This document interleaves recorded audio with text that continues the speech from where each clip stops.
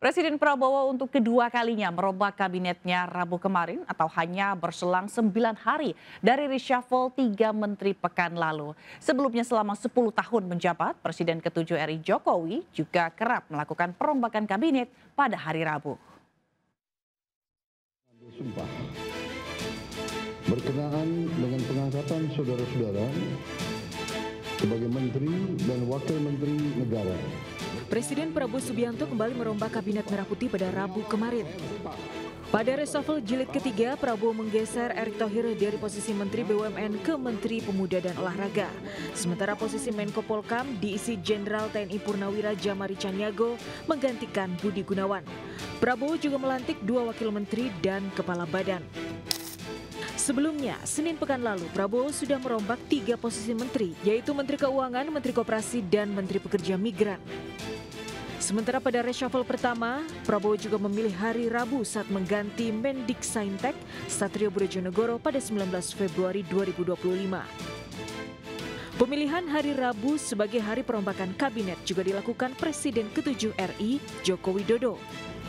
Dari catatan iNews Media Group, selama 10 tahun menjabat, Jokowi sudah 11 kali merombak kabinet. 10 kali diantaranya dilakukan di hari Rabu dan hanya 1 kali perombakan kabinet di hari Senin. Tradisi Rabu reshuffle berlanjut di periode Presiden Prabowo. 3 kali perombakan kabinet Prabowo pada Februari dan September 2025, 2 kali dilakukan di hari Rabu dan 1 kali di hari Senin. Meski ada kemiripan memilih hari perombakan kabinet, tapi ada perbedaan mencolok saat pelantikan menteri baru di era Jokowi dan Prabowo. Di era Jokowi, pelantikan selalu dihadiri Wapres Yusuf Kala dan Wapres Ma'ruf Amin di Istana Negara. Sementara di era Prabowo, 2 kali pelantikan menteri baru sama sekali tidak dihadiri Wapres Gibran. Istana beralasan Gibran sedang di luar kota saat pelantikan menteri digelar. Mas Gibran nggak datang pelantikan, Mas. Beliau sedang di luar kota.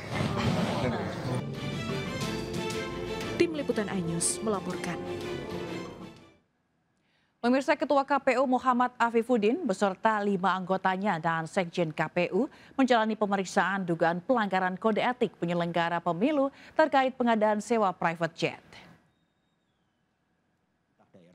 Dewan Kehormatan Penyelenggara Pemilu DKPP menggelar sidang pemeriksaan dugaan pelanggaran kode etik penyelenggara pemilu terhadap Ketua KPU Muhammad Afifuddin beserta 5 anggotanya dan Sekjen KPU Bernard Dermawan Sutrisno. Sebelumnya, perkara ini diadukan oleh Sri Afrianis dan Dudi Agung Trisna. Ketua KPU, anggota dan Sekjen KPU diadukan melakukan pelanggaran KEPP terkait pengadaan sewa private jet dengan dalih memberikan dukungan logistik pada pemilu 2024. Dalam aduan ditemukan sejumlah kejanggalan. Private jet yang disewa diduga justru sebagai praktik gaya hidup mewah yang dipertontonkan. Selain itu, pengadaan sewa private jet senilai 65 miliar lebih ini tidak hanya dilakukan pada periode Januari hingga Februari 2024, tetapi hingga bulan Juni 2024. Namun seluruh dalil aduan ini dibantah KPU. KPU mengatakan pengadaan private jet sebagai langkah operasional strategis dalam kondisi luar biasa dan bukan pelanggaran hukum. Dengan peraturan hari ke-75. Sebelum hari pertama terhitung dari 1 sampai dengan 75. Belasan pelajar yang terlibat aksi tawuran di Bulujami, Pesanggerahan, Jakarta Selatan ditangkap polisi. Demi efek jera, polisi meminta para pelaku bersujud memohon ampun pada orang tua dan guru.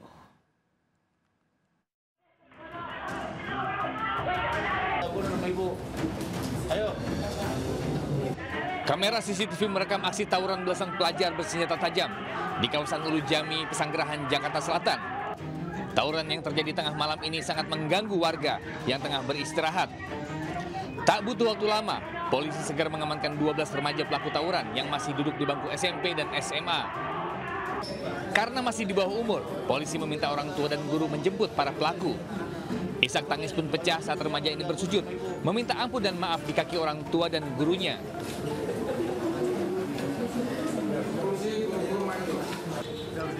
Usai bersujud memohon ampun, para pelajar juga diminta menandatangani surat pernyataan tidak mengulangi perbuatannya. Polisi juga mengultimatum para pelaku jika masih mengulangi perbuatannya akan ditindak sesuai hukum yang berlaku. Dari Jakarta, Helmi Sayangbati, iNews melaporkan. Kesal karena terus berulang, warga membubarkan tawuran pelajar di Desa Jatisari, Bogor, Jawa Barat. Para pelajar pun kocar-kacir dikejar warga.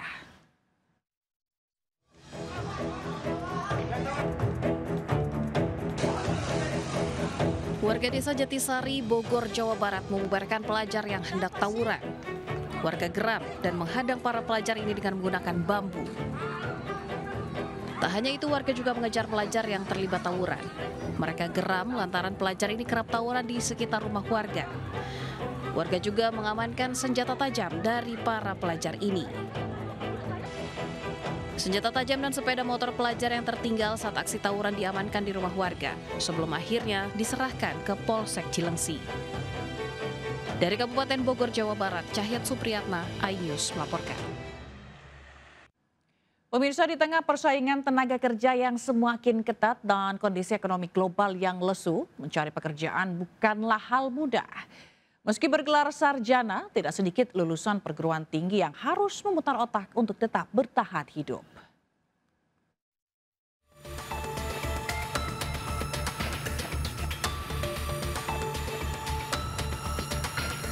Setiap tahun Indonesia melahirkan ratusan ribu lulusan sarjana dari berbagai kampus di penjuru negeri. Namun banyaknya sarjana tak sebanding dengan lapangan pekerjaan yang ada.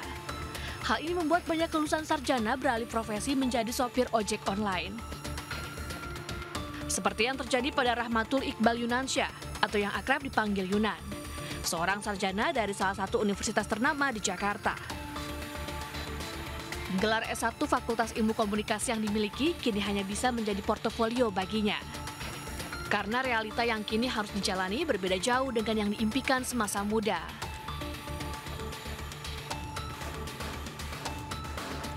Yunan mengaku setelah lulus S1 ia sempat bekerja di beberapa tempat.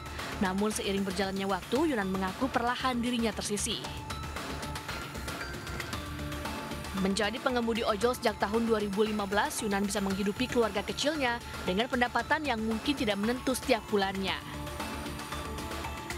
Di Indonesia tuh kan banyak ya faktor umur itu juga mendukung ya kan, pengalaman dan umur gitu kan. Kalau misalkan orang udah ngelihat umurnya sudah berumur nih, maksudnya sudah agak lebih tua, tapi pengalaman belum ada, ya pasti akan dicari yang fresh graduate kan.